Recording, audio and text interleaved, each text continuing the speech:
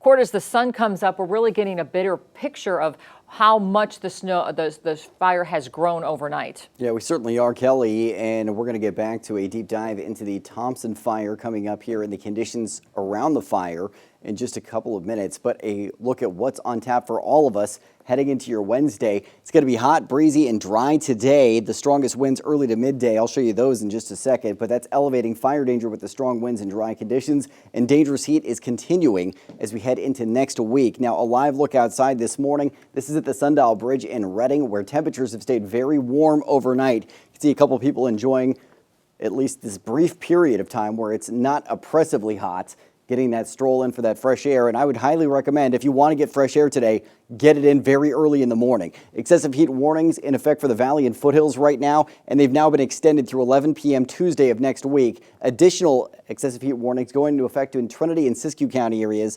starting today, lasting through this weekend, and heat advisories going into effect now today for the Sierra and Modoc County, lasting to 11 p.m. Tuesday in the Sierra. Temperatures right now, 70s to mid 80s in the valley, 70s to 80s in the foothills, 60s, 50s to 60s in most mountain zones, that is. Red flag warning in effect for the valley and foothills through 8 p.m. tonight due to the gusty winds and dry conditions. And right now the winds mostly modest on the east side of the valley in Butte County, but a bit stronger along I-5, 15-mile-an-hour sustained winds out of the north in Red Bluff right now. Gusts to 40 miles an hour early to midday along I-5.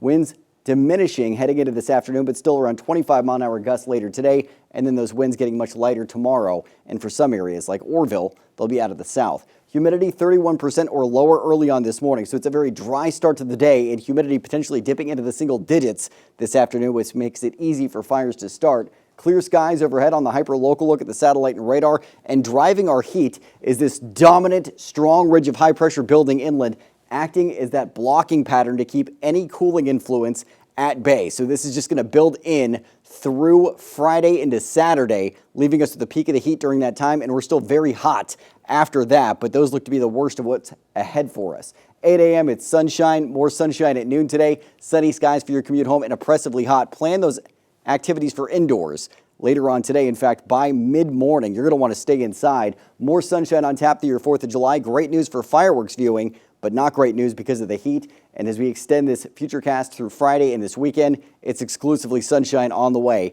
and temperatures persisting to be exceptionally hot across our region. Record-setting heat likely through the extended forecast. Temperatures in the 90s to triple digits in the northern mountains, 90s in the Sierra and southern Cascades, 90s to triple digits in the foothills, and in the valley today, 112 degrees projected for Reading, 113 in Anderson, 111 for Red Bluff, 111 degrees for Chico and Orville this afternoon.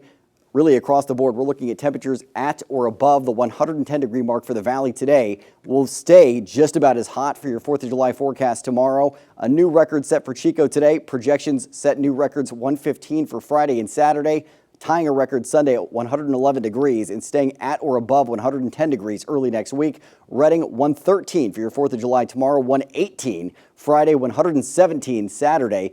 Looks like we'll stay above 110 degrees through the middle of next week with overnight low temperatures ranging from the mid-70s to lower 80s. Kelly, be prepared. And again, plan those activities for the afternoons inside through the week ahead. And if you have to get out and about to do anything outdoors, get it done early in the days and make sure you're staying hydrated.